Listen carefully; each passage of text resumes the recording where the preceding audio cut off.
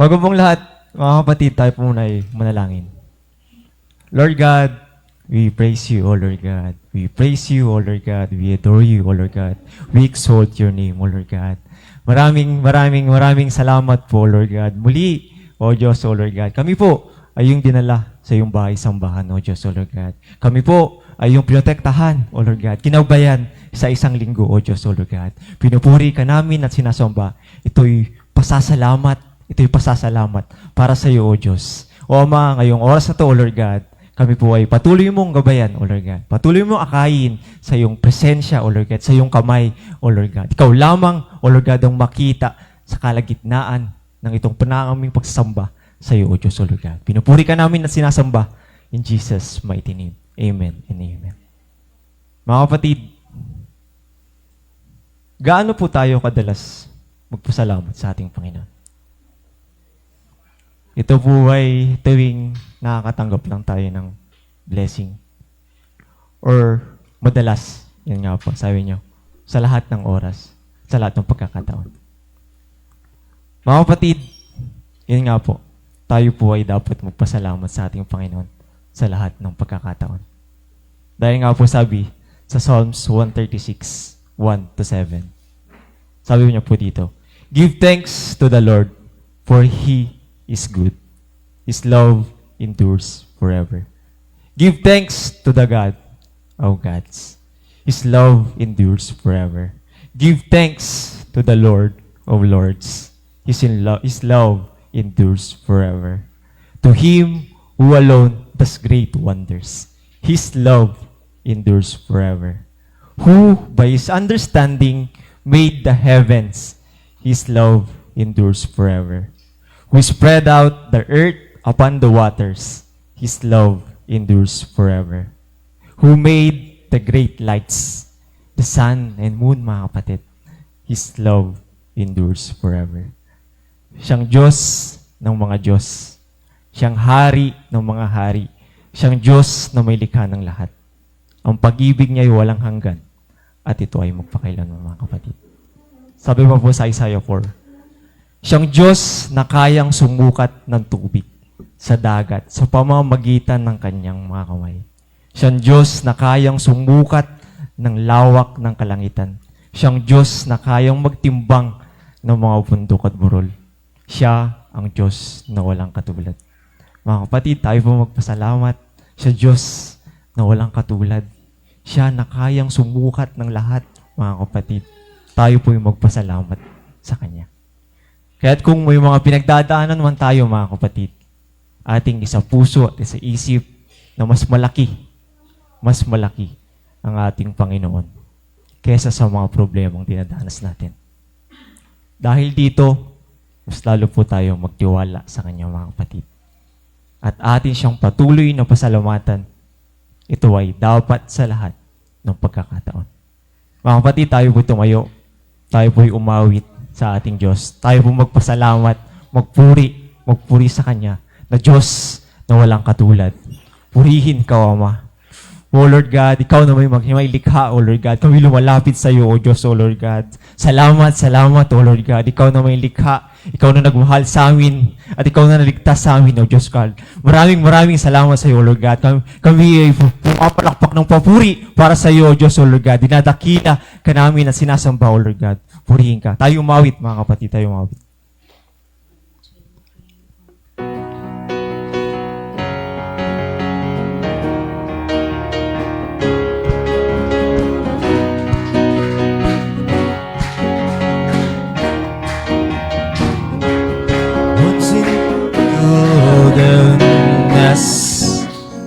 Of our sin, we wandered lost and without hope into a desert waste. God in grace came to restore and bring us home. Let the Redeemer of God rise up and sing. We give thanks Oh God, for your steadfast love, we give thanks. Oh God, for you are good. Lord, you are good. We give thanks. We give thanks to you, Lord God. Maraming salamat. Through every pain and trial, you provide light in the dark of our distress, lifting us from on high. When we cry, turning our grief to gratefulness, let the redeemed of God rise up and sing. We give thanks, oh God, for your steadfast love. We give thanks, oh God, for you are good. Lord, you are good. We give thanks, oh God, for your steadfast love. We give thanks, oh God, for you are good. Lord, you are good. We give thanks. Lord God, we give thanks to you, Lord God, for you are good, Lord Diyos, Lord God. Salamat sa iyo walang katulad, O Lord God, na ginawa dito sa mundong ito, O Lord God. Salamat sa iyong kaligtasan na binigay sa amin, O Diyos, O Lord God. The darkness, make it us light. Hearts that were dead in sin, you raise to life. You take the barren place, make it a spring. Let the redeemed of God rise up and sing. Let the redeemed of God rise up and sing. We give thanks, oh God, for your steadfast love. We give thanks, oh God, for you are good. Lord, you are good. We give thanks, oh God, for your steadfast love. We give thanks, oh God, for you are good. Lord, you are good. We give thanks. Lord God, we give thanks, O Lord God. Salamat. Pinupuri ka namin, O Lord God. Ikaw lamang, O Diyos, O Lord God. O may taas, O Diyos, O Lord God. Ikaw ang nagawa ng lahat, O Diyos, O Lord God. Kami ay nagpapasalamat sa lahat, O Lord God. Pinupuri ka namin at sinasamba. Pinupuri ka namin at sinasamba, O Diyos, O Lord God. Ikaw na laging nasa aming tabi, O Diyos, O Lord God. Ikaw na hindi nawawala, O Lord God. Ang iyong presensya, O Lord God, ay nag-uumapaw lamang at nasa piling lamang namin, O Diyos, O Lord God. Maraming salamat. Maraming salamat, O Diyos.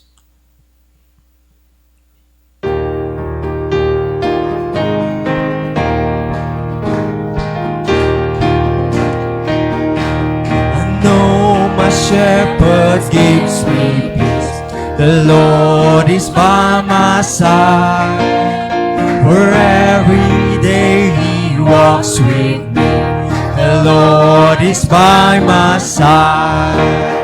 The Lord is by my side, forever by my side. His hope, His strength, His peace is mine. The Lord is by my side. The shepherd gives me strength. The Lord is by my side. For I am small and He is great. The Lord is by my side. The Lord is by my side.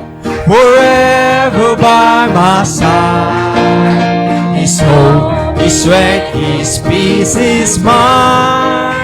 The Lord is by my side. The Lord, my shepherd, gives me hope.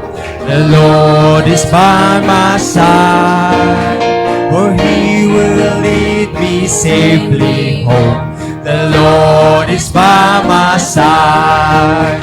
The Lord is by my side, forever by my side. His hope, His strength, His peace is mine. The Lord is by my side.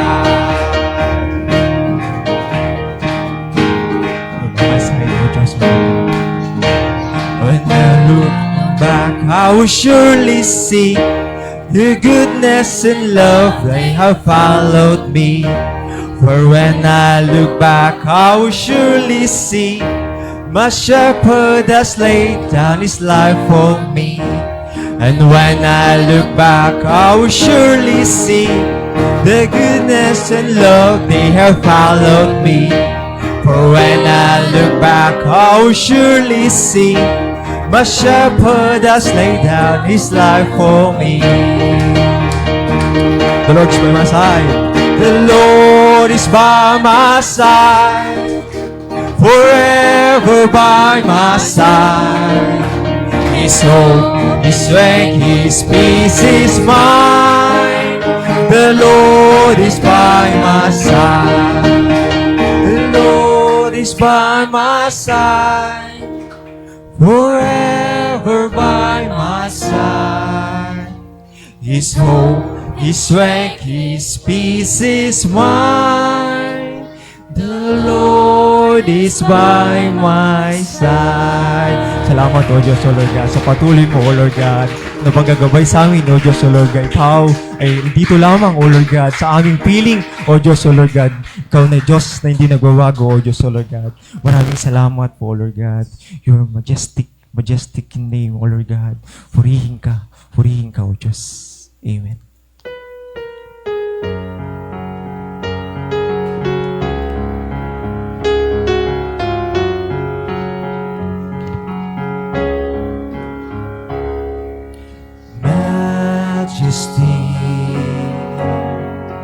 Worship His majesty.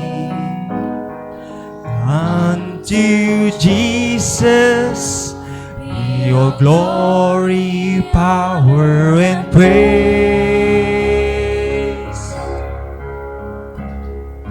Majesty, kingdom, authority flows from His throne unto His own. He sent Him rain. So exalt, lift up on high the name of Jesus. Magnify, come glorify Christ Jesus the King. Majesty, worship His majesty. Jesus who died, now glorified, King of all kings. So exalt, lift up on high the name of Jesus. Magnify, come glorify Christ Jesus the King. Majesty, worship His majesty. Jesus who died, now glorified, King of all kings. Jesus who died, now glorified, King of all kings. Lord God, maraming salamat, O Diyos, O Lord God. Ikaw na may gawa ng lahat, O Lord God. Nakakamangha, O Diyos, O Lord God, kung sino ka, O Diyos, O Lord God. Salamat, O Lord God, sa iyong mga ginawa, O Diyos, O Lord God. na hindi, O Lord God, maaarok ng aming isipan. O Diyos, O Lord God, maraming salamat, O Lord God. How great is your name, O Diyos, O Lord God. How great is you, O Lord God. Salamat, O Lord God.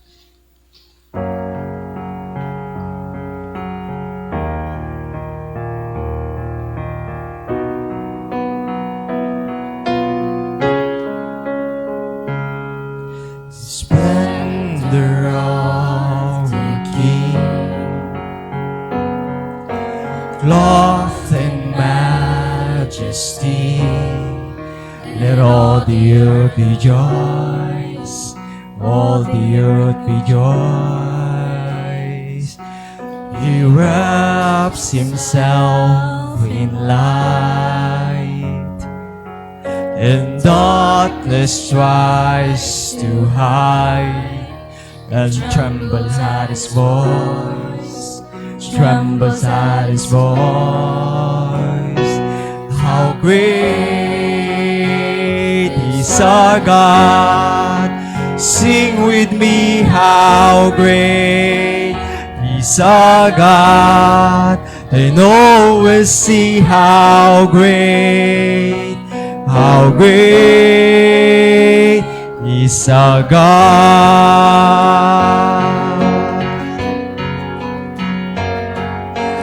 Age to age He stands, and time is in His hands. Beginning and the end, beginning and the end. The Godhead three in one, Father, Spirit, Son, the Lion and the Lamb, the Lion and the Lamb. How great is our God! Sing with me, how great is our God! And always see how great is our God.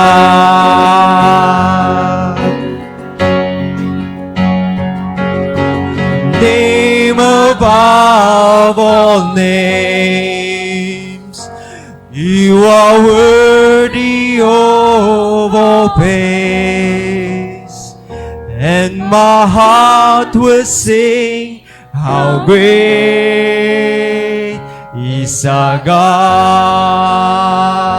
How great are you?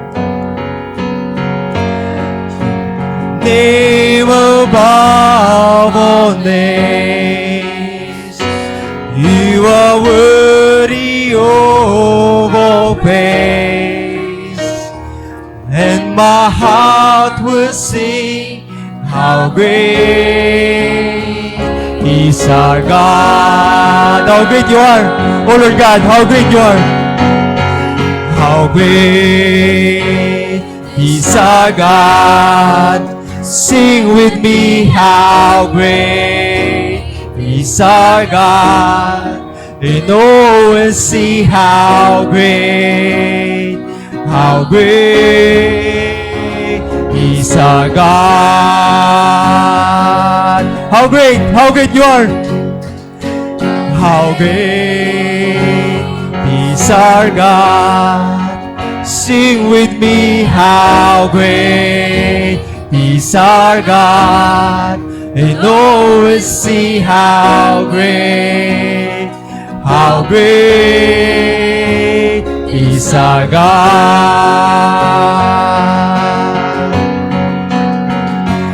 How great is our God. Sing with me, how great is our God. And always see how great is our God.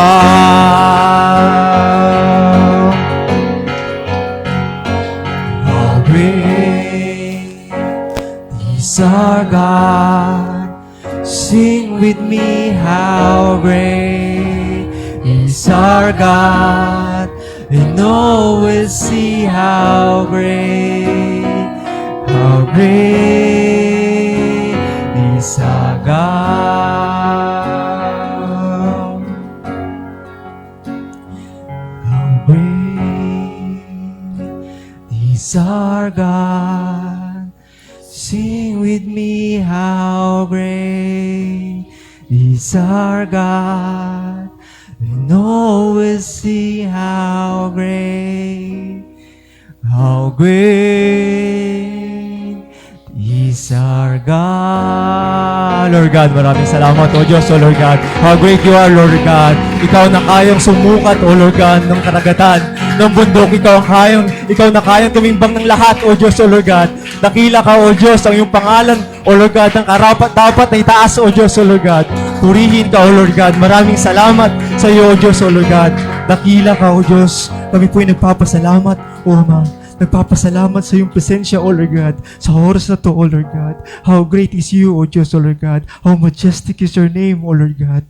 Pinupuri ka namin at sinasamba, O Lord God. Ikaw, O Lord God, na aming Diyos na takapagligtas, O Lord God. Pinupuri ka namin, dinadakila. In Jesus' mighty name. Amen and amen. Hallelujah.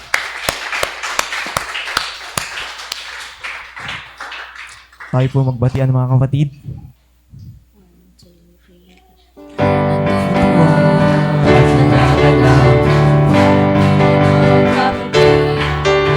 Sa araw na ito, sadyang likha, sa Diyos pinigit sa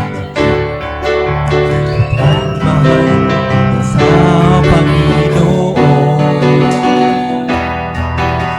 Mahal kita, mahal kita, mahal kita, mahal kita, mahal kita sa Panginoon.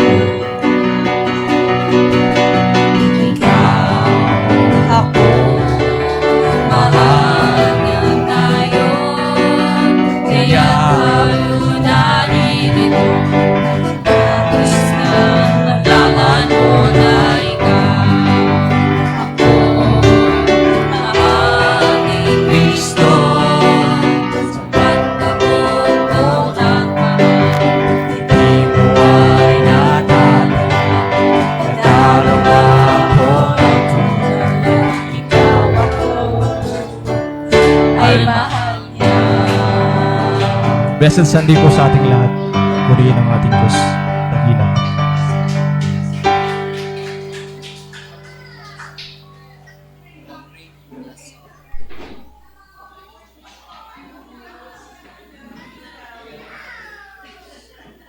Good morning. Welcome to Gospel of Grace Community Church. Today, mga kapatid, would like to give some, present some announcement. So, yung announcement natin, okay, yung cable hindi pa nakakabit. We need to fix the cable. Mamaya, gagawin natin yan. Hindi, palitan. Pero, may remedyo. Okay? So, okay. Announcement muna.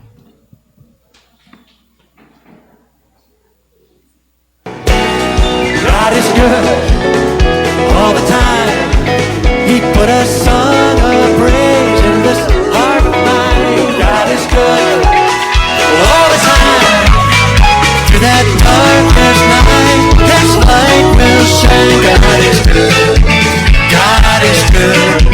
God is, He's so good. He's so good. God is good. God is good all the time. He put a song of praise in this heart of mine. God is good all the time. Through that darkest night, His light will shine. God is good all the time. He put a song of praise in this heart of mine. God is good all the time.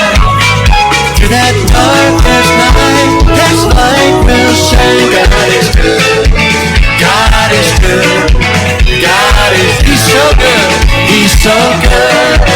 God is good. He's so good all the time.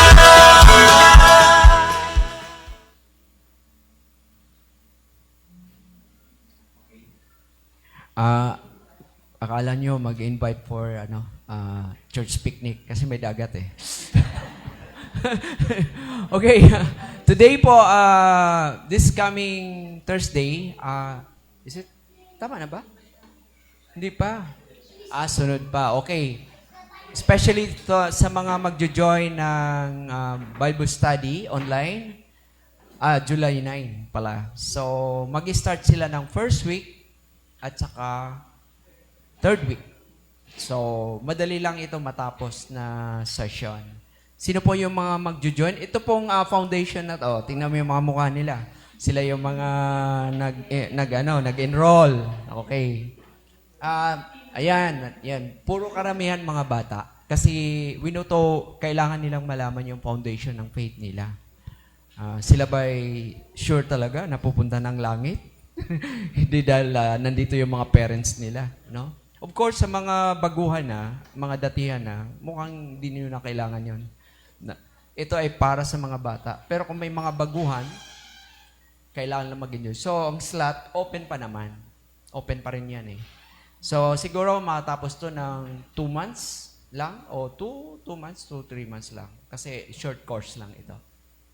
Then, meron tayong equipping to, ito open pa rin to. It's more on how to grow in Christ. Growing in Christ to. So, marami na rin, may mga siguro 6 na slots na nag-sign in na sila. Ito ay every second week ng Thursday din. 7 to 8 lang. Okay. So, for now, yan lang muna. And then, may water baptism tayo sa mga gustong mag-join. Kailangan natin ang magpa-register po kayo at hanapin nyo lang po kami. Lapit lang po kayo sa amin. Okay. Next. Okay na. So, yun na po. And today, would like to call Sister Joy. Siya uli ang magtuturo sa atin para po sa ating series sa Romans. Maraming salamat sa Panginoon. Purihin.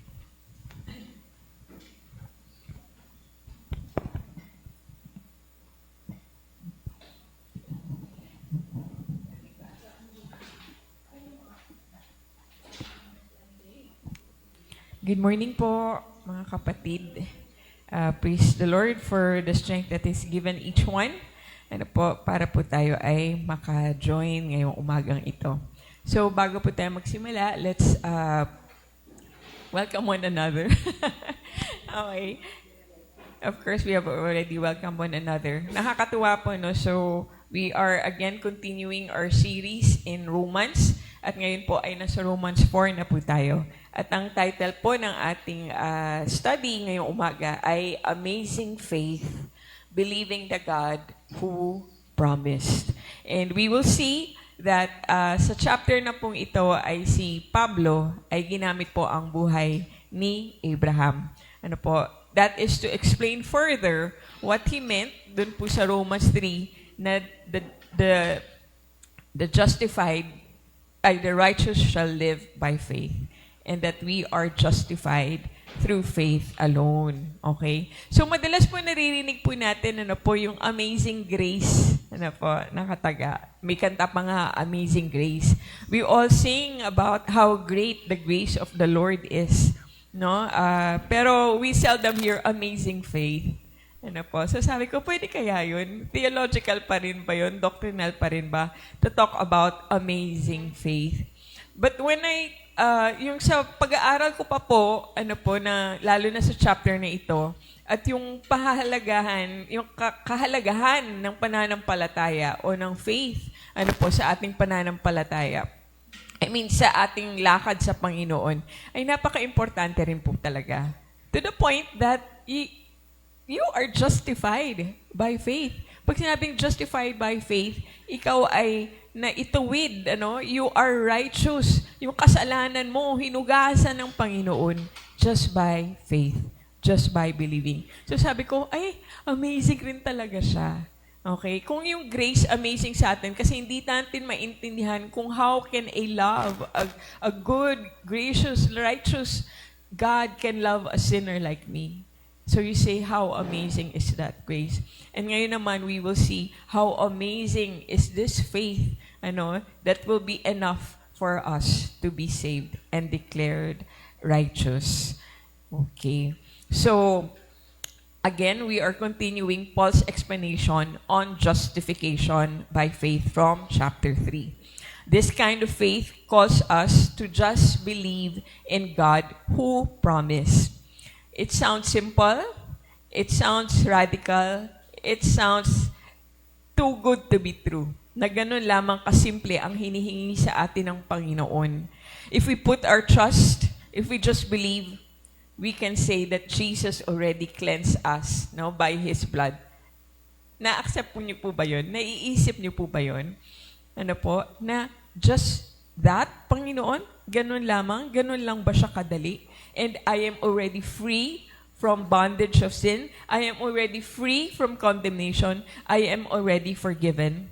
Mahirap po isipin sa atin kasi tayo po, di ba po, pag tayo po ay naagrabyado o meron po sa ating merong, alam mo yon, hindi magandang nagawa. Ang hirap kasi na sabihin na lang, basta pinatawad na kita, okay na yun. On both sides. Talaga pinatawad mo ko, ganun lang kadali? Wala ka bang hihingi na kapalit? At the same time, kung ikaw yung naagrabyado, parang hindi pwedeng sorry lang. Kailangan may gawin ka. But in the light of our Lord, yung kanyang ginawa para sa atin, ay ganito lamang siya kasimple.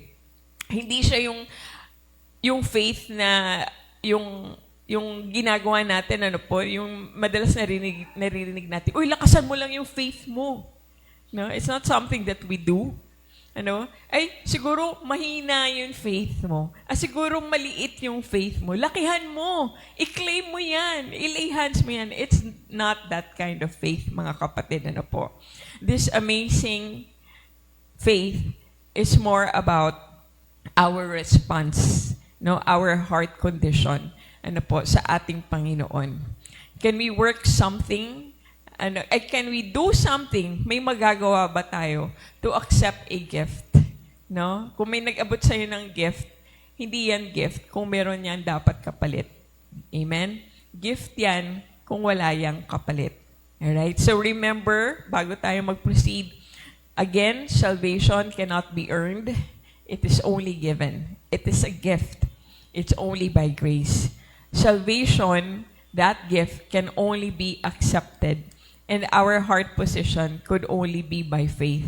Na binigayan sa'yo, dahil sa kabutihan lang ng kalooban nung nagbigay. Okay? Hindi yan faith kung tinanggap mo yan na nagdududa ka. May agenda to. May kapalit to. May hihingin to mamaya. Yung mga anak natin pag naging mabet. Anong hihingin mo? Meron kang balak, di ba? Meron kang ibibigay. Imposibleng ginawa mo lang yan out of, feel mo lang, or your goodness, or your good intention. Pero ang Panginoon, kapag siya ay nagbigay, wala po yang kadugtong, wala po yang kondisyon, na para sa kanyang sarili lamang.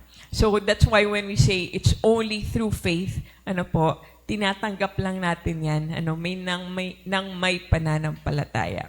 So I pray that as we continue to discuss ang Romans 4, mas maintindihan pa natin kung ano yung theology of faith na binibigay sa atin ni Pablo and why justification is by faith alone.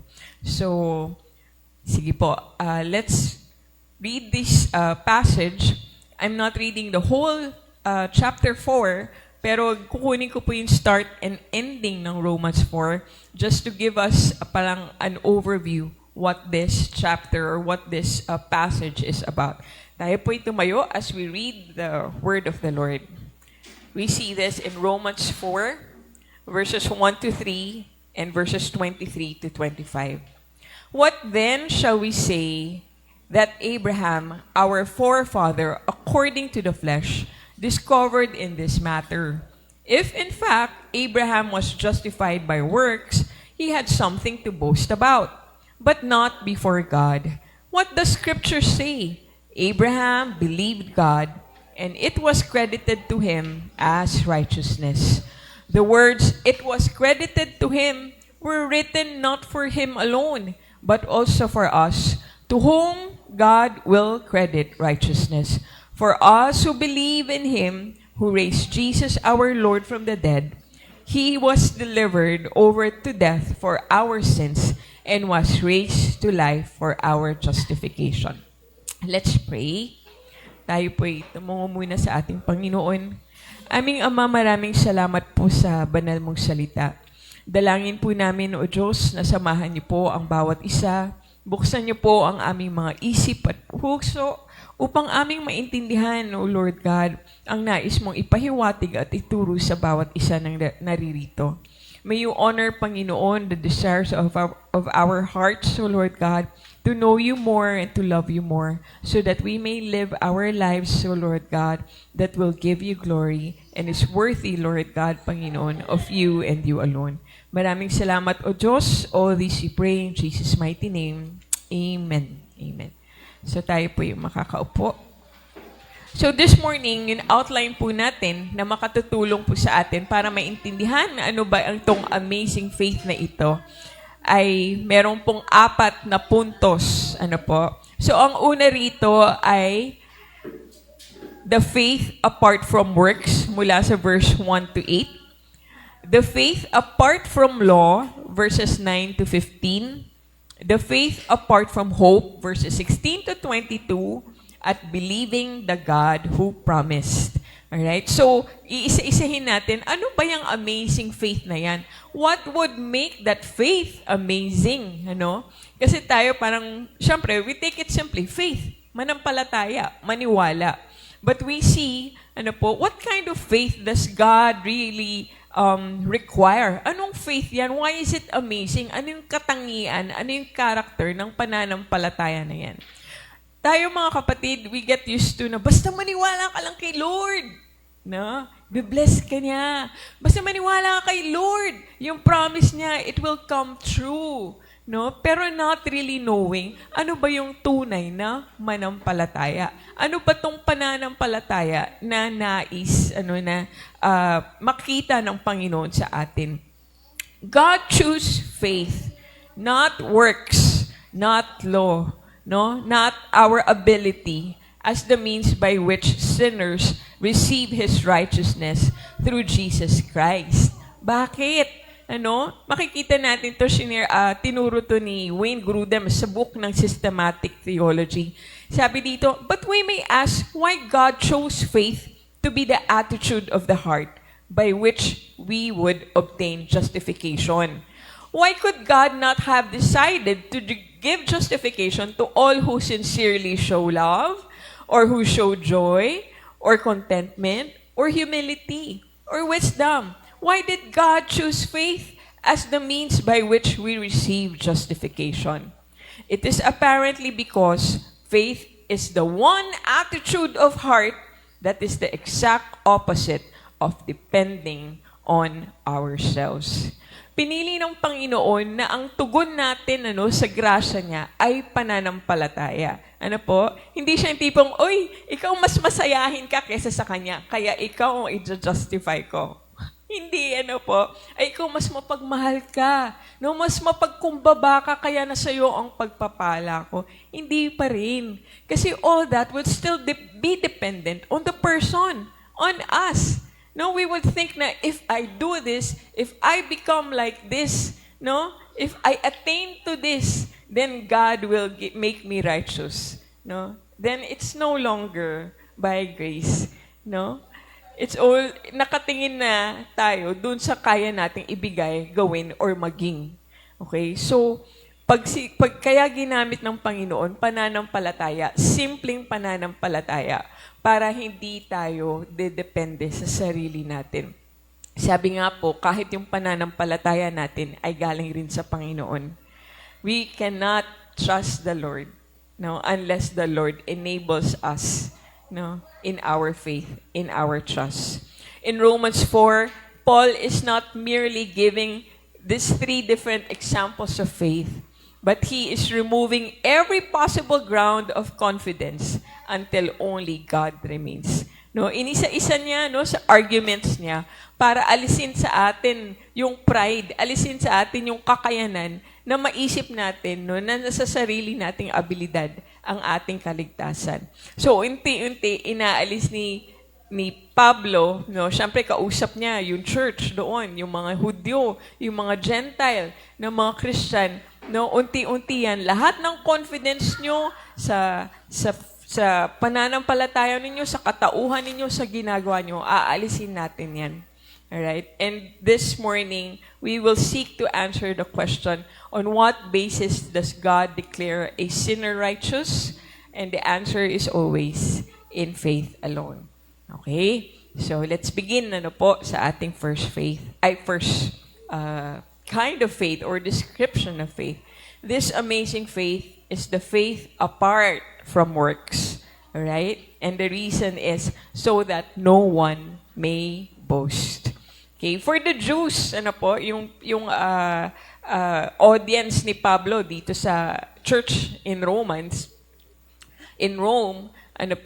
ay yung mga Hudyo na tulad ng nasabi ko nung mga nakaraan, may mga Hudyo that would assert yung privilege nila. In being a Jew, yung privilege nila na meron silang law, meron silang circumcision and all. For the Jews, si Abraham, kaya ginamit niya siya ni Pablo as illustration kasi alam ni Pablo na napakamatimbang sa kanila si Abraham. Okay? Abraham was the father of their nation and the greatest example of a righteous man. Okay? Meron po ba kayong naiisip sa mga buhay ninyo na isang tao, ay yan talagang matuwid ng tao? No? Meron ba kayong naisip? It could be your father, no? Yung father, incorruptible. No, hindi yung masusuhulan, napaka-righteous ng tatay ko. No, kahit stricto yan. Or in some other, yung lola ko, no, lahat ng bayan. No, sa kanya pumupunta kasi napakabait niyan. Yung ganong klaseng reputation.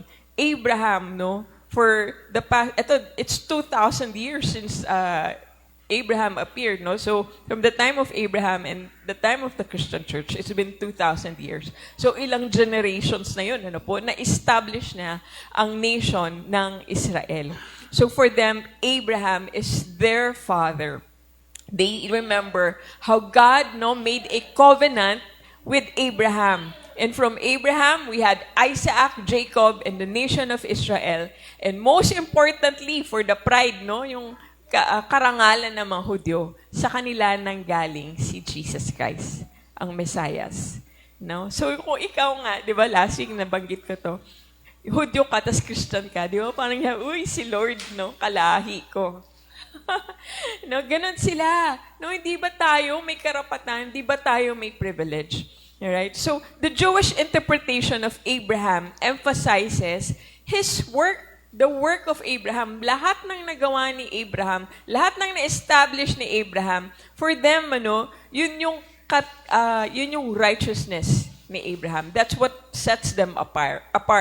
Okay? The essence of the piety of Abraham, yun po sa kanila ay ganun rin yung basehan sa relasyon nila kay God. So dito sa verses 1 to 8, Paul begins with Abraham because every Jew revered Abraham as an example of righteousness. So kung gusto kong maging matuwid, kung gusto kong maging righteous, I can only look at Abraham. I will just copy him. No, I will just take his privilege and make it mine. And then maybe I will be made righteous.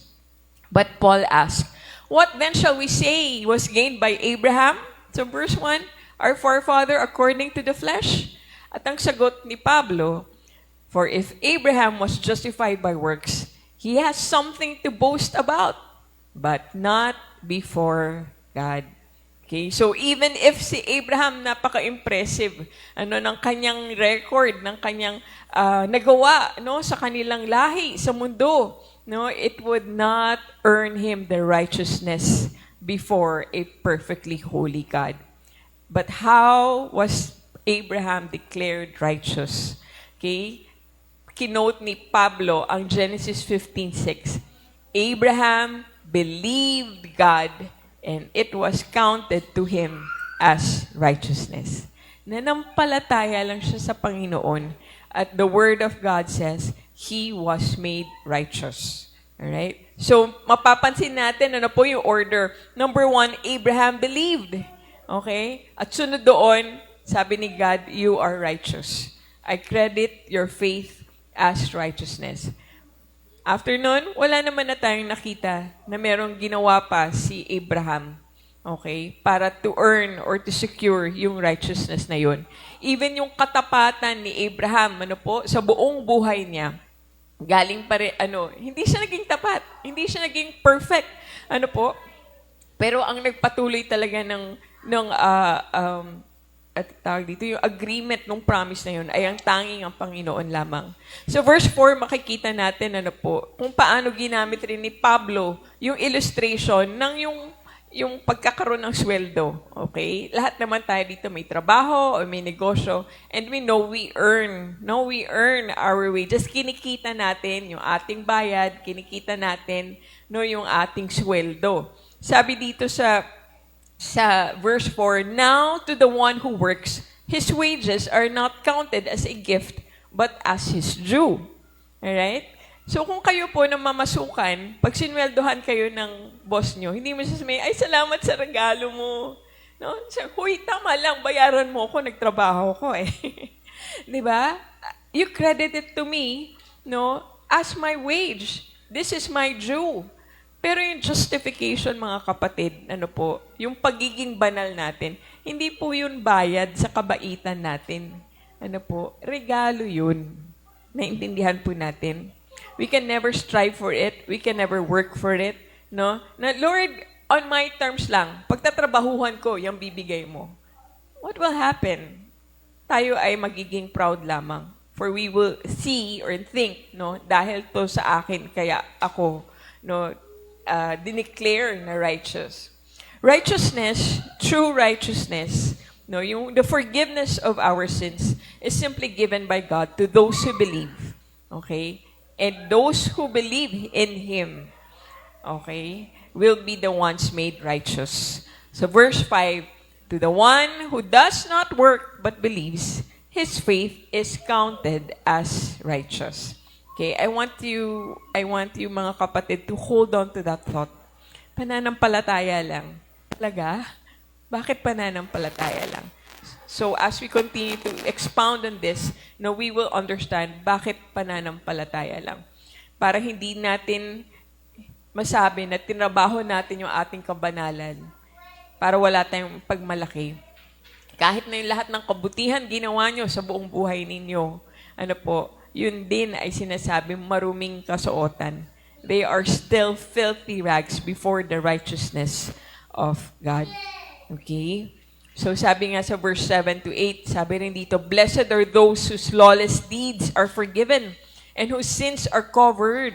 Blessed is the man against whom the Lord will not count his sin. Ito po ay mga salita ni David.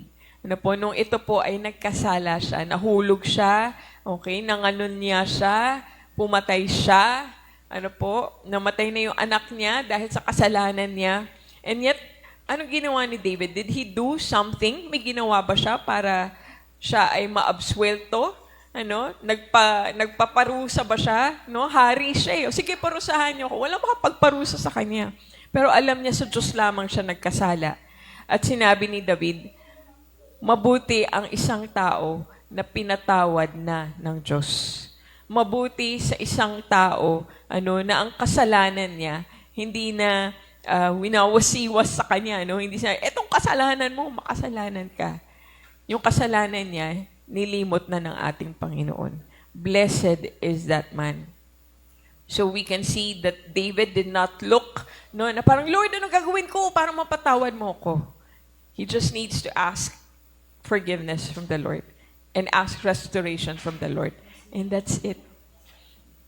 Kapatid niyo sa ating mga buhay, tayo po ba ay patuloy na nabubuhay sa guilt? Sa bigat ng ating mga kasalanan, sa bigat ng ating nakaraan. May mga bagay ba sa buhay natin na parang hindi na yata ako makakabawi dito? Talagang gabi na itong nagawa ko. Ang gagawin ko na lang, dito na lang ako sa sulok. hindi ko na marirealize yung kabutihan ng Panginoon sa buhay ko. It's not like that, mga kapatid. Yung kapatawaran ng Panginoon ay lubos. No, we only need to confess, to repent, and the Lord, through the faith that He has given you, He will forgive you. Alright? Makikita natin to, meron tayong mga kapatid marahil, dapat parang ang hirap, sasabihin na hirap nang bumalik. No? I don't think, hindi talaga ako naniniwala. No? Hindi ko talaga siguro, alam ko talaga na born again ako. Pero ang tanong, naniwala ka ba? By faith, did you acknowledge, na sapat ang dugo ni Kristo para maligtas ang iyong kaluluwa? Pag sumagot siya, oo, edi hindi yan ang issue mo. No? Ang issue mo lang yung patuloy na pagpapasakop sa Kanya. Okay? Ang issue mo lang is yung patuloy kang manampalataya sa tinapos na ni Kristo para sa'yo. Okay? That's why tayo rin, we cannot judge others. No, mga kapatid? Hindi natin alam ang kanilang pananampalataya. But we can only pray for them so that they too will continue to walk in the presence, in the goodness of our Lord. Paul says, when we come to the Lord, we can only bring our sin. No? Wala tayong madadala sa Kanya na karapat dapat sa ating Panginoon. Meron po ba tayong maipagmamalaki? Not before God. God alone supplies the righteousness we need. So thank you, Lord. Thank you, Lord. No? We can come to Him. We can go to Him. So ang truth na sinasabi sa punto na ito, na ang faith is apart from works, it means that we are not justified by what we do, but by faith in God alone. Okay? Yung pangalawa po, the amazing faith is the faith that is apart from law. Makita po natin ito sa Romans 4:9-15. Why is it apart from the law? So that everyone may receive the promise. Hindi lang yun sa nakakaintindi ng law. Hindi lang sa sino sumusunod sa law. Ang faith na ito, hindi nakasalalay sa law, para ang grasya ng Panginoon ay para sa lahat. Ang pangako ng Panginoon ay para sa lahat. No? The lawful and the unlawful. The holy and the unholy. So, dito makikita natin si Pablo, nire-raise niya another objection, sa mga members ng church na yun. Sabi nila, perhaps Abraham was accepted because he belonged to God's covenant people through circumcision. Discuss natin yung last week. The act of circumcision, as we discussed, is like the Jews' shorthand for perfect obedience to the law. So, when you read about the Jews stressing yung circumcision, kailangan nating ma-circumcise. Ibig sabihin, kailangan nating sumunod sa batas. Kailangan yan ang marka natin, para tayo ay masabing tagusunod ng Panginoon.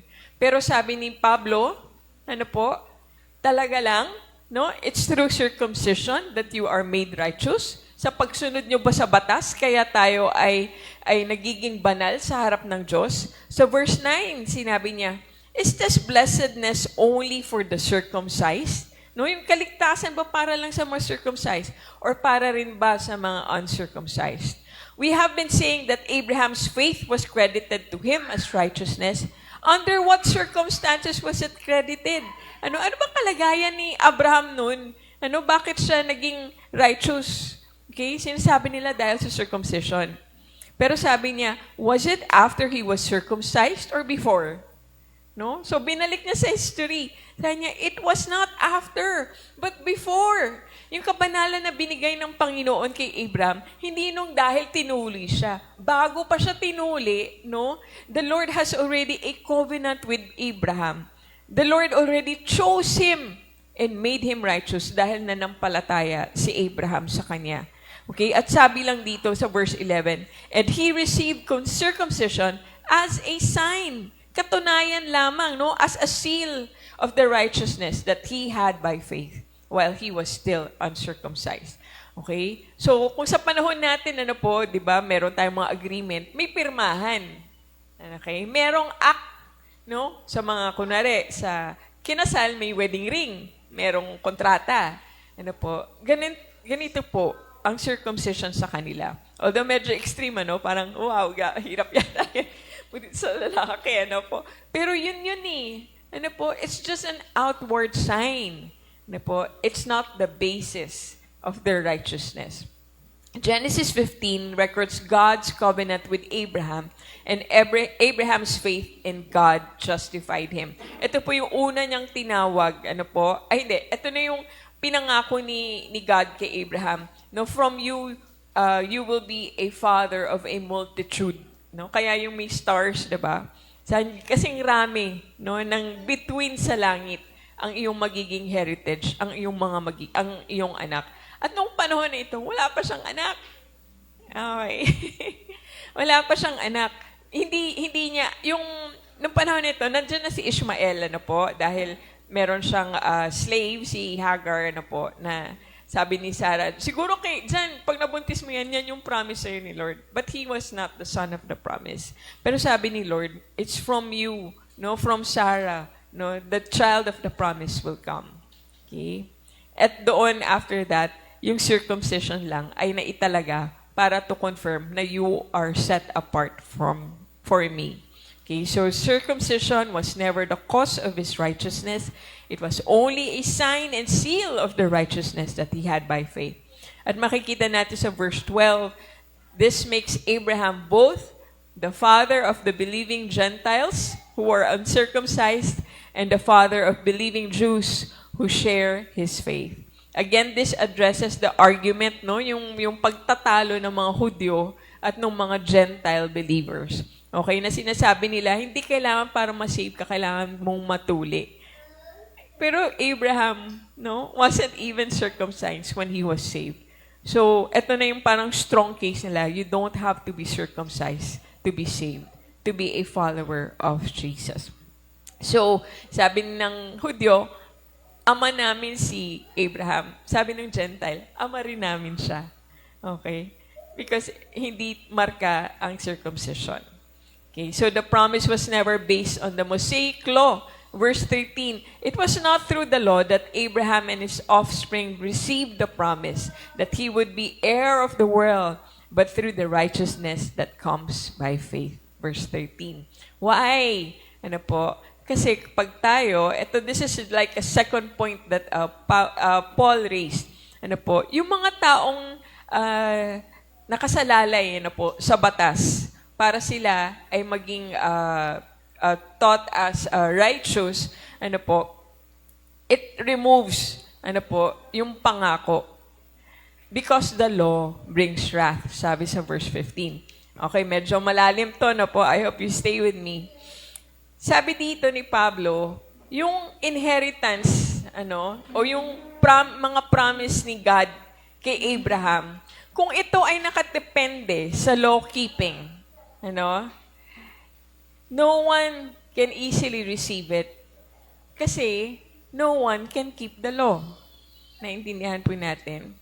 Wala sa mga anak ni Abraham, ano, can keep the law. So kung nakabase sa law yung promise, edi wala ng promise. Wala silang makukuha. The promise will be void. Okay? Pero saan ba pinangako ng Diyos, no, ang lahat ng ito? Di ba sa anak pa rin ni Abraham? It means hindi nakasalalay sa batas. Okay? So kung i-apply po natin to sa ating mga sarili, ano po, simple lang to. It will be discussed later on in Romans 8. Walang makapagwawalay sa atin sa Panginoon. Hindi po yung batas, hindi po yung kakayanan natin, ano po, hindi rin yung kakulangan natin sa batas. We will never be removed from the promise of God. Okay? So, law only reveals yung standard niya. Okay? And it only reveals na hindi natin kakayanin maging righteous sa ating sarili.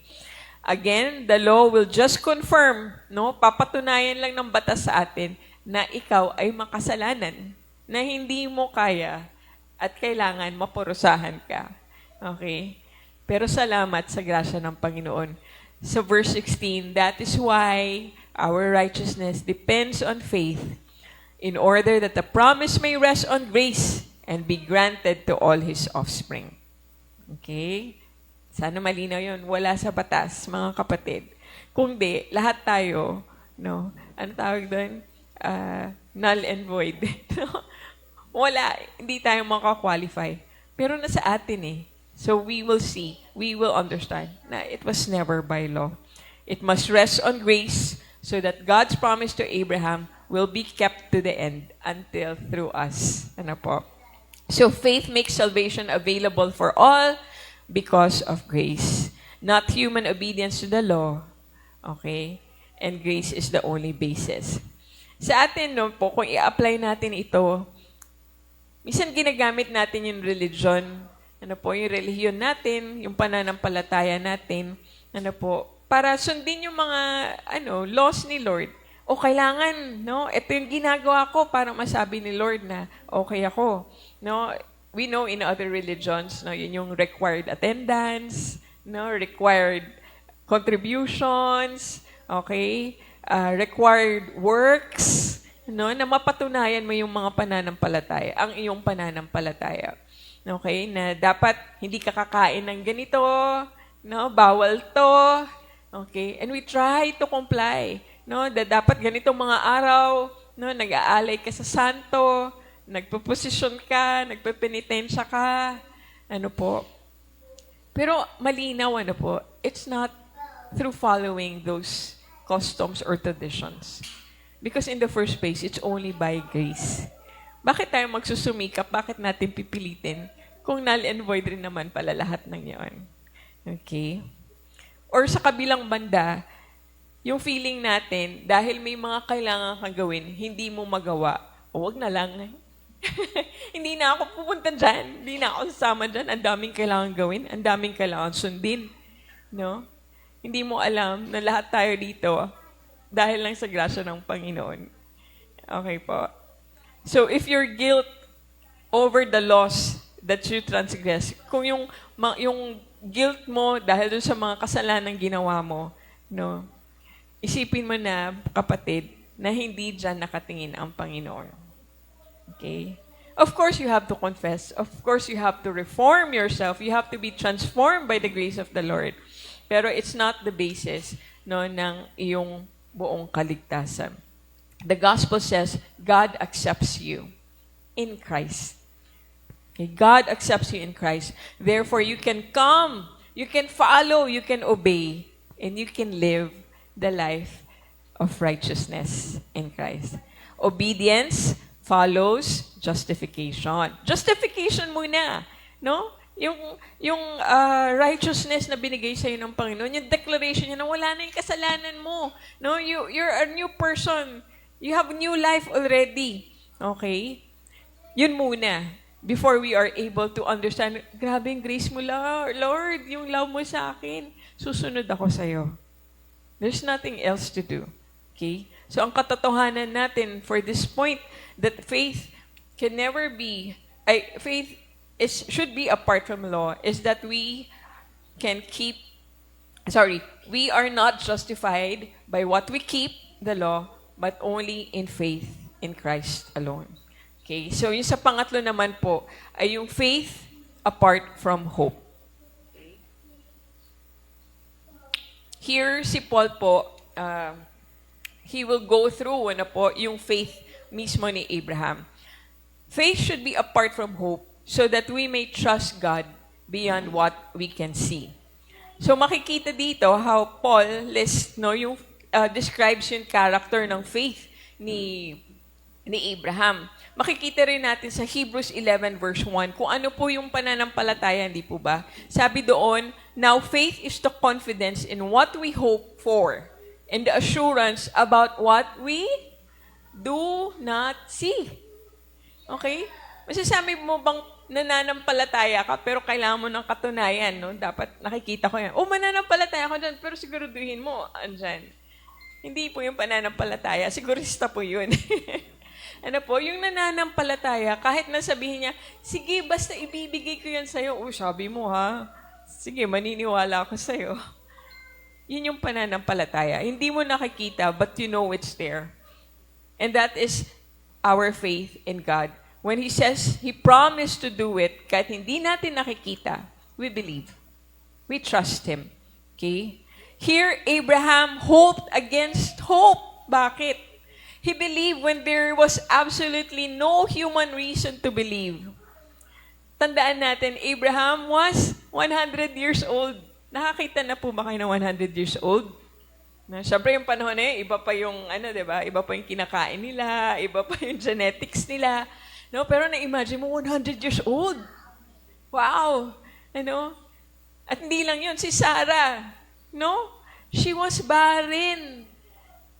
Sinabi doon, baog. Hindi siya pwedeng manganak. No, hindi niya sinabing polycystic lang, so may chances na mabuntis. Barren, no?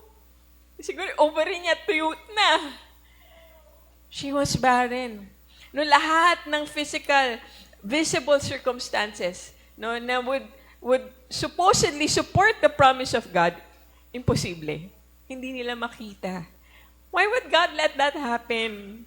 No? Hindi ba pwede pumili na siya mas bata-bata? No, para sure na. No? But He allowed it. He chose it for a purpose. Paul says, verse 18, against all hope, Abraham in hope believed, and so became the father of many nations, just as it had been said to him. Tulad ng sinabi sa kanya, so shall your offspring be.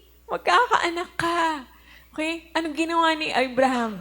Without weakening in his faith, he faced the fact that his body was as good as dead, since he was about 100 years old, and that Sarah's womb was also dead.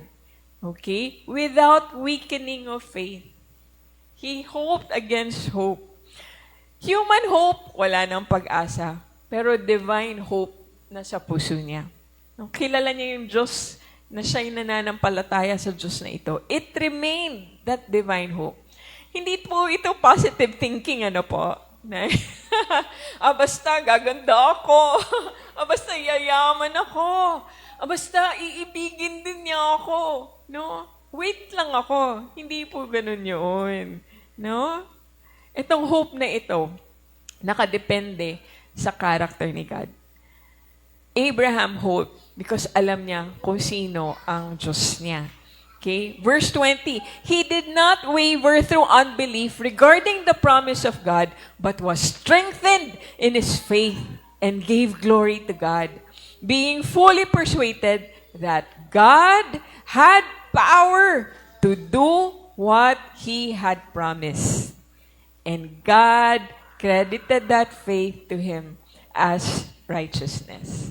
Amen? Ang galing po Paul describes the God Abraham believed in verse 17. He is the God who gives life to dead and calls into existence the things that do not exist.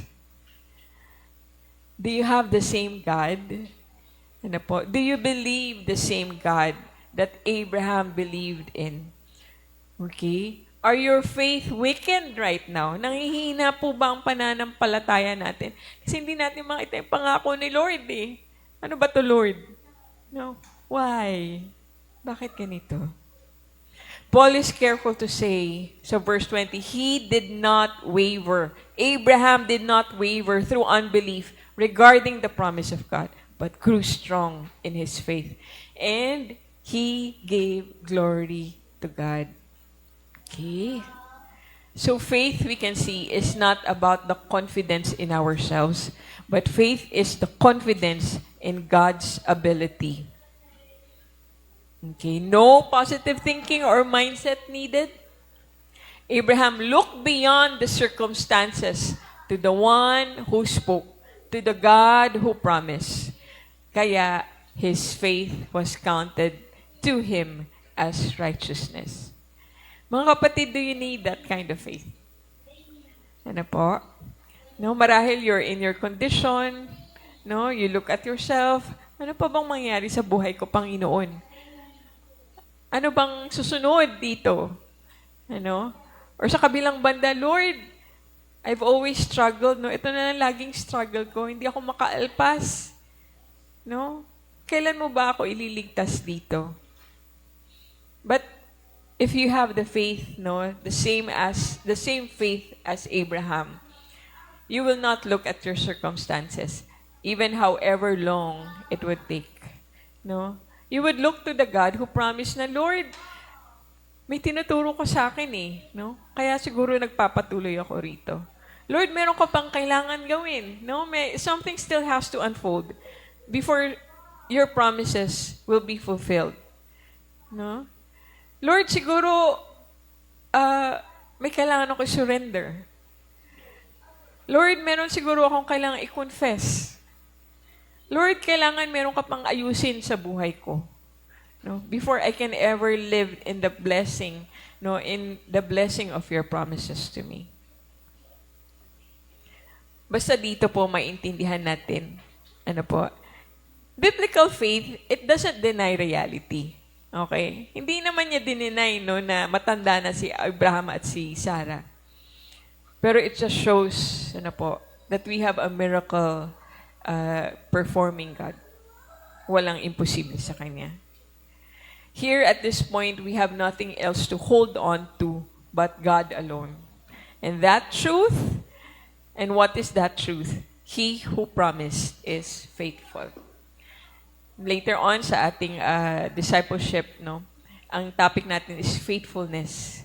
Yung faithfulness natin, nakasalalay yun sa faithfulness ng Panginoon. We become faithful because our God is faithful. Okay. Abraham knew his body was old. Sarah knew her womb was barren. So, may pag-asa pa ba sa mga puso natin, mga kapatid? Have you given up hope on your spouse? Given up hope on your child? Given up hope, no? In your livelihood? On your work? No? In your personal walk? Anong pangako na pinanghahawakan natin, mga kapatid? Diyos pa rin ba ang pinanghahawakan natin? Tulad ni Abraham, maaring puro salungat ang nakikita natin, ano po, sa mga pangako ng Panginoon. Hindi naman niya pinangako na magiging madali ang buhay natin. Tama? Ano po? Hindi niya sinabing happily ever after ka na, basta masave ka. Actually, kung sa totoo lang, no, parang mas naging mahirap. No? The challenges, no? The testings, the trials, because we know we needed that. No? It's the only way that our faith will be strengthened. It's the only way that we will know God. It's the only way that He will perform His miracles and show you that it's not because of you, it's not because of what you can do, but because of who He is. So ngayon, mga kapatid, huwag natin sukatin ang ating kalagayan, okay, sa sarili nating standards. Sukatin natin ang ating kalagayan ayon sa katapatan ng Diyos. Tulad ni Abraham, magpatuloy tayong manampalataya sa Diyos, laging tumutupad sa kanyang pangako. Ang katotohanan natin ngayon ay we are justified by trusting God's promise, not our circumstances, so that we put our faith in Christ alone. At sa huli, mga kapatid, this amazing faith is at His heart, tulad ng nasabi natin, is believing the God who promised. Makikita natin to sa Romans 4:23-25. So that our faith rests in God alone. So Paul now turns from Abraham to us. Na po? So kung yun noon, yung the preceding verses, Paul was talking about Abraham. Ngayon, he looked squarely, ano po, sa kanyang mga members. No? Ito yun eh. No? Sinabi ko yan tungkol kay Abraham, pero ito yung para sa inyo, para mas maintindihan ninyo.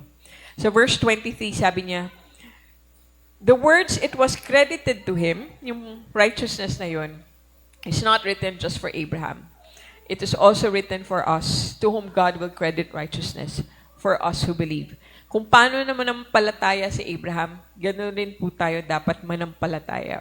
Okay, the same God who credited righteousness to Abraham credits righteousness to everyone, kahit sino na mananampalataya. Not by works, not by law. Okay? and not by what was that? Sorry, not by the what we see. No, it's only by our faith in the Lord. Only by believing. Pag sinabing kinredit sa inyo, alam niyo po yung sa GCash, di ba? I-credit mo na sa akin yan. Kung bakit dagdagan mo na, dagdagan mo na yung balance ko dyan, i-credit mo na. So si Lord, yung righteousness niya, kinredit niya na sa ating account. We don't have to worry. No, we don't have to work for it. It was given there. So when we face the Lord, in judgment seat, God will see the righteousness of God in us. Okay? So Abraham looked forward to God's promise. Ano po? So now we are being asked to look back to God's finished work in Christ.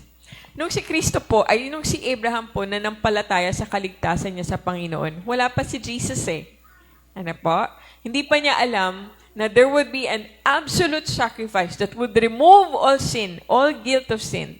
No? That powerful enough sacrifice to do that. Hindi niya pa alam, pero nagtiwala siya. Okay? So parang si Lord, waits ka lang ha. Basta ito yung gagawin ko, manampalataya ka. Yes, Lord, nanampalataya ako. Without even seeing what happened, without even seeing the sacrifice of Jesus. Pero ngayon tayo, nakita na natin, full circle. Kung paano tayo na hulog sa kasalanan, at kung paano tayo niligtas ng Panginoon. Gumawa siya ng kaparaanan para sa atin. Okay? Parang mas mahirap pa nung panahon ni Abraham, di ba po? Minsan, yun nga, na-share ko na rin yun natanong ako nila, Sister KJ ba yun, Sister Margaret, kailan mo gustong mabuhay? Nung panahon ni Abraham, panahon ni Moses, panahon ng mga hari, okay? O yung New Testament na believers. Sabi ko, New Testament ako kasi andyan yung Holy Spirit. Hindi ko na kailangang maghintay sa prophet, magturo sa akin. I can read the words of the Lord already. Have that personal relationship with the Holy Spirit. So, ganun din sa atin mga kapatid, po. We already have Jesus. We don't need proof. We don't need the law. We don't need, alam mo po, na listahan ako anong dapat natin gawin. We only need Jesus. Po. And our response should be as Abraham's response, believe. Okay? Believe in the Lord Jesus Christ. Paul identifies the object of our saving faith, and it is Jesus alone. Verse 24, who believe in Him who raised from the dead, Jesus our Lord. Si Jesus na ang ating pinanghahawakan, hindi na po si Abraham. Hindi na po yung pananampalataya ni Abraham na kaya siya naging righteous. We have Jesus who died for our sins and who was raised again into life after paying for our sins, after satisfying yung wrath ni God. So no one can ever claim us anymore, and we are bought by the blood of the Lamb. Okay, His resurrection declared that the payment was accepted and that believers from past, panahon ni Abraham, until future, stands righteous before God. Paul strips away every false confidence until only Christ remains.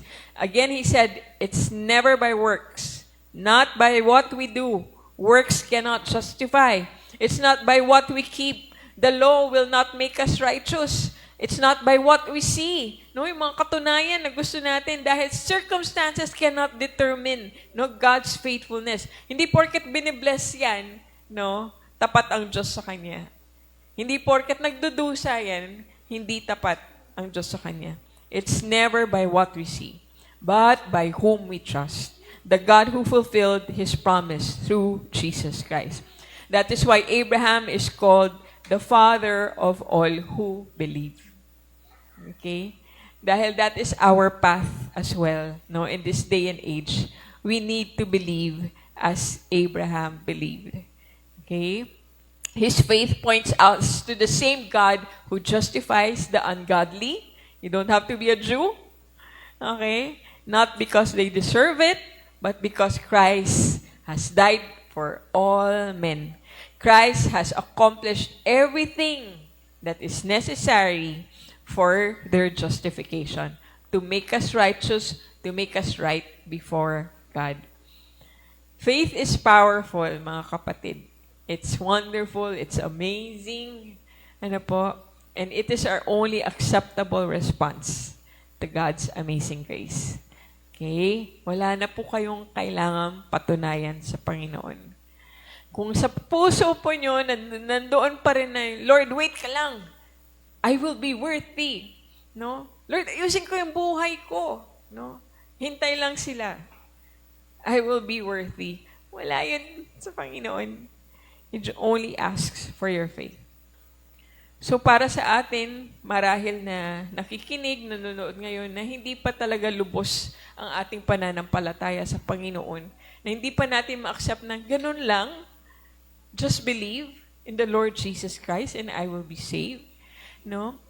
Isipin na lang natin, mga kapatid, ano po, na we can really never come before the Lord by ourselves. Okay, we will always, yun nga sabi ni Paul, diba? The only thing that we can bring to God is our sins. Nothing else. Ano po? Our sinfulness. And God is faithful, no? Natanggalin yung kasalanan na yun sa buhay mo. So kung meron kayong mahal sa buhay, ano po, na hindi pa nananampalataya, maisip niyo yun eh. Ano bang gustong patunayan ng taong ito? May gusto pa siyang patunayan. But the Lord says, wala ka nang kailangang patunayan. Kailangan mo lang manampalataya. Stop trying to earn what God freely gives. Okay? Kasi source of pride pa rin yan, ano? Na kailangan may gagawin ako para tanggapin ako ng Panginoon. Why is it hard to just believe? Why is it hard? Ano po, na isipin na sa pananampalataya ko lang, kasi it means kailangan mong sumuko. You have to surrender everything before the Lord. Lahat ng pinaghirapan mo, lahat ng kabutihan mo, kailangan mo isuko at aminin na wala lahat to Lord. Lahat ng ginawa ko sa buhay ko, wala talaga siya. Ano po? It means you cannot take pride for it. There is no privilege for you. Okay? Pero again, go back to the amazing grace of the Lord. He does not look at you, measure you. No? He just wants your heart and your faith. Sa ating mga mananampalataya, na alam natin na tayo ay sa Panginoon na, wala na makakaagaw sa Kanya. Isipin natin, tandaan natin, ano po, na yung buhay natin bilang mananampalataya, nagsimula sa pananampalataya at dapat magtapos sa pananampalataya. Ano po, ang mahirap kasi sa atin, minsan alam na natin na ligtas tayo, no, gagawin pa rin natin yung gusto natin gawin para lang may mapatunayan. Una sa sarili natin at marahil sa iba. Okay? But the Lord says, live in the freedom from sin. Live in the freedom of trying to prove yourself. Live in the freedom, na siguro gagalangin nila ako pag umasenso ako. Siguro, i-accept nila ako pag naging ganito na ako. Pag naging magaling ako dito. Pag na-achieve ko ito. Do you still look to others? Or do you look to the Lord alone? Kapag yung mga pangako ng Panginoon, it seems delayed. No? Pag yung mga circumstances sa buhay nyo, parang imposible. Kung yung pananampalataya nyo ay nanghihina, kanino kayo tatakbo? Do you feel Paul's words pierce your heart when he asks you, why do you continue in your flesh what he has begun in you by the Spirit? No? In yung prangka, bakit may kinakarnal? No? Bakit mo ginagamit yung sarili mong kalakasan? No? Sarili mong pag-unawa. When in faith, it opens up the grace of God for your life. It opens up the plans of God for your life. It opens up obedience to the Lord. Alright? So, manalig lang tayo mga kapatid. God never fails. Never. No? Sabi mo, ay, binigo ako ng Panginoon. No, never. No, balik ka ulit. Teka, baka naman ako yun. Ako may problema. No, kasi alam mo, Diyos, He will never fail. And let it be a teaching point. Then, no, magpakumbaba tayo, magpaturo tayo, magpasakop tayo. In Romans 4:21, ano po, again, yung conviction ni Abraham. He was fully convinced that God was able to do what He had promised. May it be our confession as well. No? I-memorize na natin to. No? Kumbinsido ako na yung pangako ni Lord, tutuparin niya. Okay? From start to finish.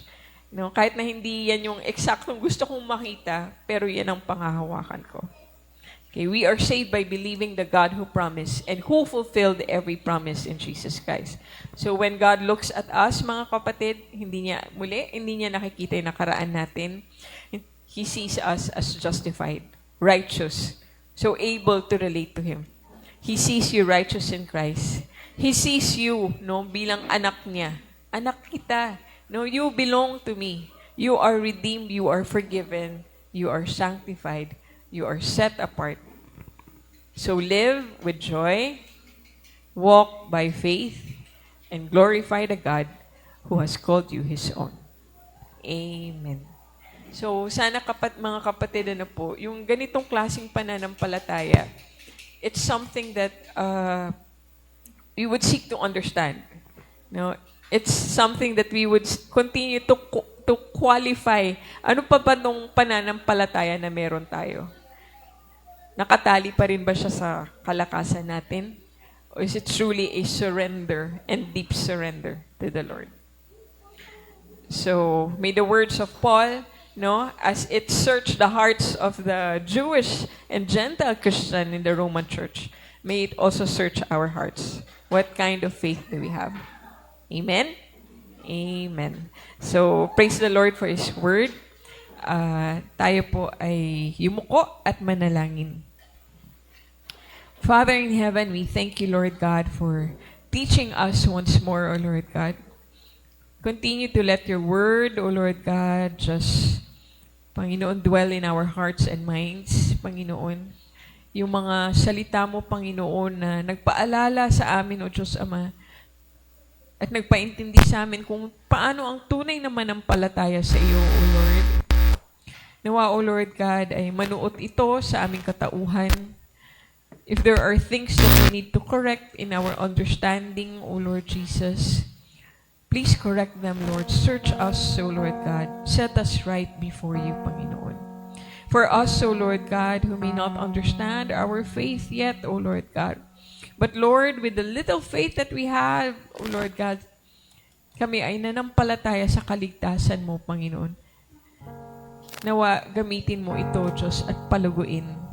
Ipakita mo sa amin, Panginoon, O Lord God, kung paano ang tunay na mamuhay, Lord God, ng lubos na nagtitiwala sa iyo, O Lord. Sa amin, Panginoon, na sinusubok ang aming mga pananampalataya sa iyo, O Diyos Ama. Bigyan niyo po kami ng kalakasan, O Lord God. Bigyan niyo po kami ng iyong salita na aming panghahawakan, O Lord God. Ipaalala mo po ang mga pangako mo sa amin, O Diyos Ama, O Lord, upang kami ay mapalakas, O Lord God. Tulad ni Abraham, O Lord God, lalo pa, O Diyos, tumibay ang kanyang pananampalataya, Panginoon. Ganon din po kami, O Lord, palakasin mo ang aming pananampalataya, O Diyos. Lord God, hindi mawaglit sa isip namin, Panginoon, ang iyong grasya, O Lord God, sa lahat ng bagay sa aming mga buhay. We can never boast, O Lord God, before you. Wala kaming maipagmamalaki sa iyo. Wala kaming mapapatunayan sa iyo, Panginoon, O Lord God.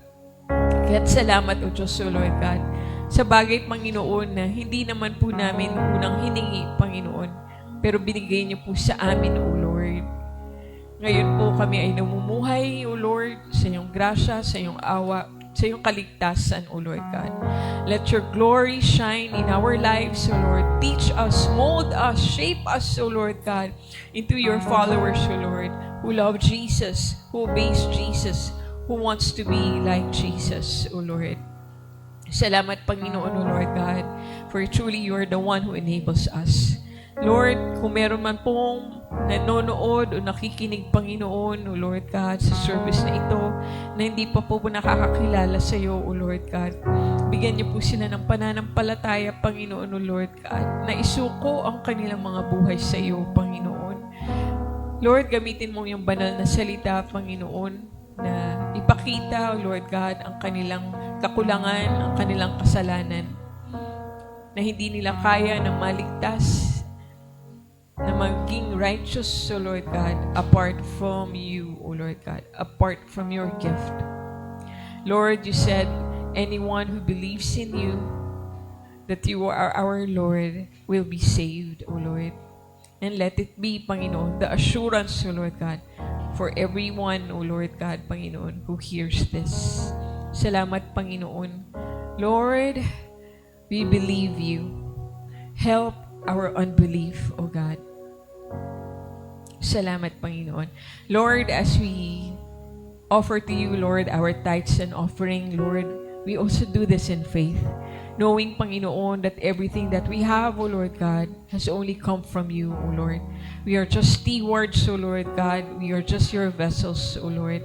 We give them with thankful hearts, Panginoon. Gamitin mo ito para sa iyong kaharian, para yung salita, Panginoon, ay patuloy na maihayag, Panginoon, at lumago, Lord, sa bawat buhay, Panginoon, na dadalin mo para sa iglesyang ito. We pray, O Lord God, for those, Panginoon, na may mga karamdaman, Panginoon. Hinihiling namin ang iyong kagalingan, ang iyong kalakasan, Panginoon. Let the assurance, O Lord God, of your promise that we are yours, that we will never see death, O Lord God, that we will live, Lord, forever with you, and that there will be a time, Panginoon, that this body, Panginoon, O Lord God, will be glorified, Lord, in your presence. We live in that hope, O Father. Sa ngayon po, Lord God, let our strength be enough, O Lord, that we may serve you, that we may give you glory, and continue to proclaim, O Lord God, your salvation, Lord, to everyone that we meet. Para sa aming may mga pangangailangan, Panginoon, O Lord God, may it be that we only seek you and you alone. Lord, remove from our hearts, O Lord God, Panginoon, the passions and temptations of this world, O Lord Jesus. Remove from us, O Lord God, Panginoon, worldly desires, O Lord Jesus, that we may see, Lord, that what we have right now is enough, O God. It is enough in you. It is enough in Christ, O Lord God. Lord, we know that in everything you will be faithful to meet our needs, O Lord God. We only need, O Lord God, to just live, O Lord God, in the light of your grace and mercy, Lord, and we will see your hand move, Lord, mightily, O Lord God. You will call to things, O Lord God, that may have not existed. You can even call to life, O Lord God, what has been dead, O Lord.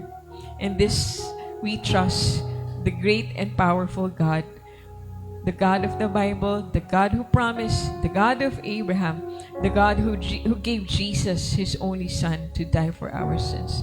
Thank you, O God, for your great love for each one of us.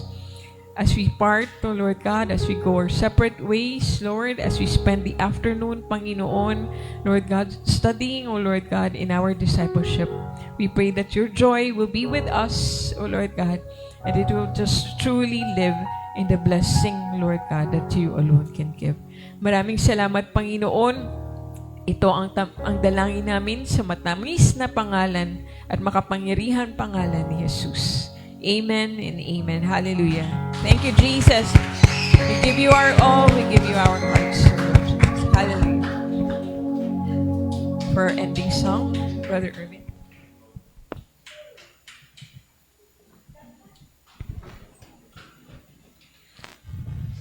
Tayo umawit, mga kapatid, ating awitan muli ang ating Diyos na dakila.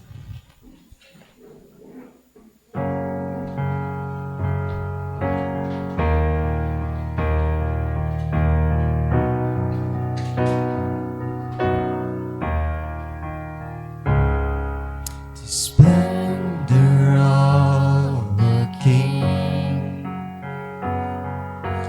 clothed in majesty, let all the earth rejoice, all the earth rejoice.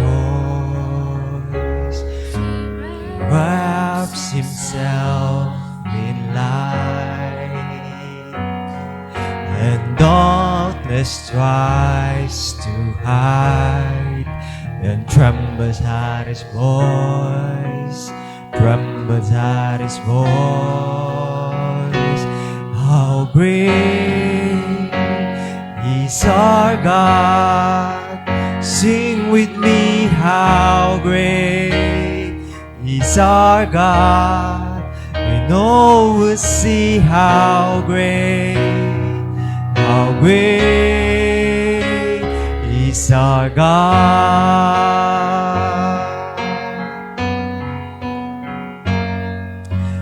Age to age He stands, and time is in His hands, beginning and the end, beginning and the end.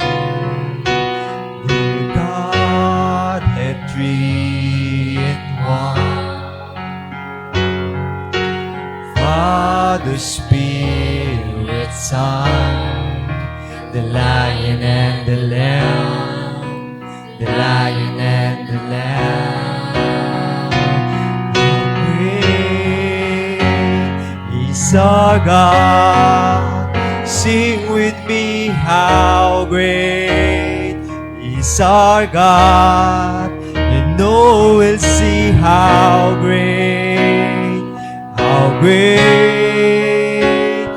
is our God.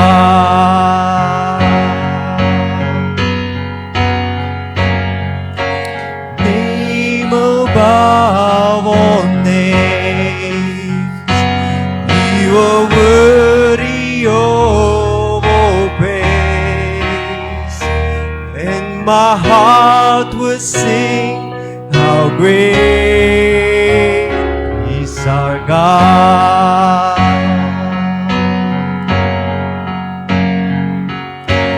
Name above all names, You are worthy of all praise, and my heart will sing how great is our God.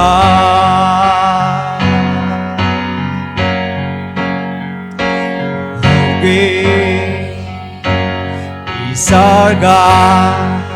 Sing with me, how great is our God. You know we'll see how great is our God.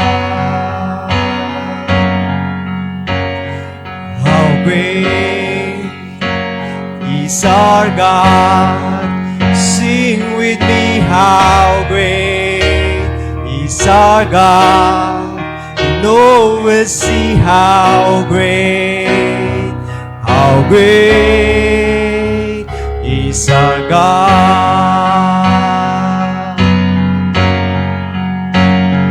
How great is our God.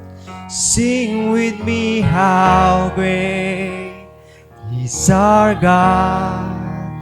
No, we'll see how great is our God. How great is our God. Sing with me, how great is our God. No, we'll see how great is our God. How great you are, Lord. Purihin ko, Diyos. Maraming salamat sa iyong salita. Purihin ka at nakilain ka. In Jesus' mighty name. Amen. Blessed Sunday po sa atin. Purihin ang ating Diyos.